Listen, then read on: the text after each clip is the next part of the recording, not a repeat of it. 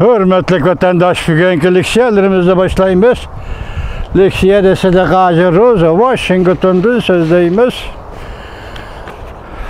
Bugünkü sağa 2020 yıl 9. ayının 14. günü geçirenler.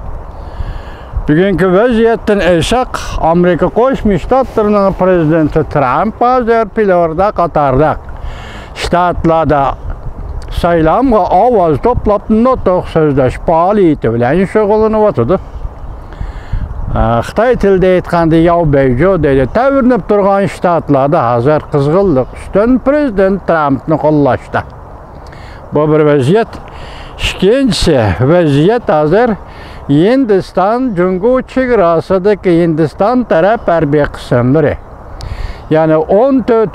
Grup boyu armiyanın kumandanı sen kumandanlık kılış hukukunu memnun deydiğin ikinci bir armiya başlığı ötküzüp verdi. Onun da Xitay Duvit orbitinin değişçe bu Hindistan Cungu söhbetine tesir körüsüdüğün iş dedi. Bunun burun 7. kıtımlık çigra söhbeti Hindistan bilen Cungu oturuş çigra söhbeti mağlup oldu. Yani Hindistan qattiq talep koyup turup aldı degan gap. Vaziyet bu şu.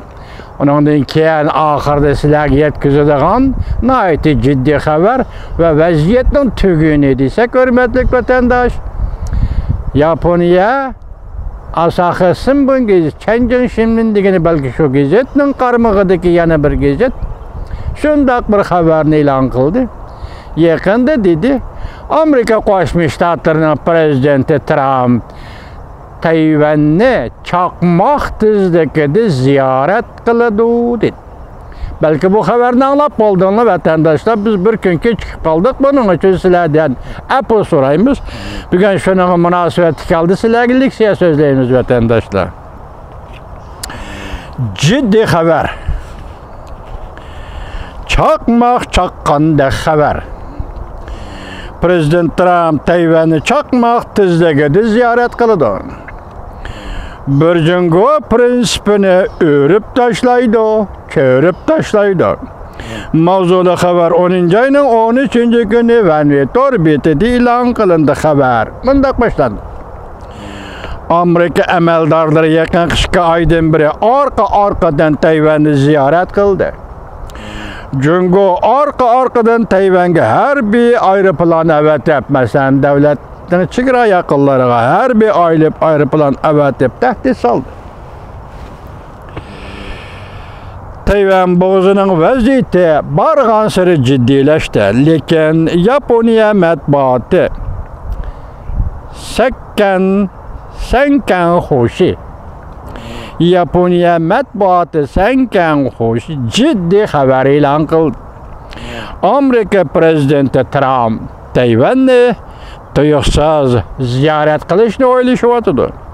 Hamda Junguning bir Jungu prinsipini og'dirib tashlaydi.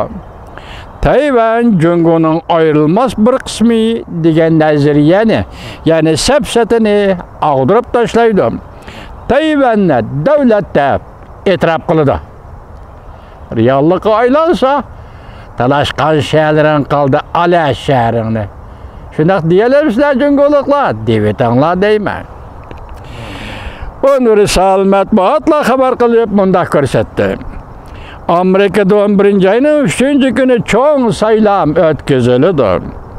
Sankan Hoshi gazeti 12. kuni mundaq ko'rsatdi. Junguning raisi Xi Jinping bir yil ichida Tayvanni birlikka keltirish, Tayvanga hujum qilish planini planlagan edi. Tayvanni zabt qilib bo'lgandan keyin Yaponiyaning Senkaku taqim orollarini va Chongshan noyasini besib olmoqchi bo'lgan ishni shundoq planga qo'ydi. Xabarda jiddiy xabarda mundaq deyildi. Bir nafar amerikalik istihbarat xodimi mundaq dedi.